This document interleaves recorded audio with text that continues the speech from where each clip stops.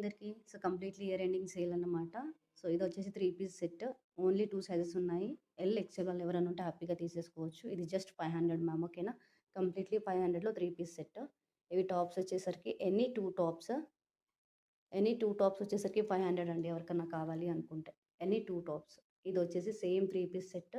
Mehndi green కలర్లో వస్తుంది. Pure Jaipuri cotton 3 piece set. ఇవన్నీ కూడాను 500 కలెక్షనే.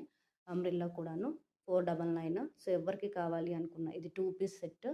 ఓకే. ఇది ఎల్ సైజు.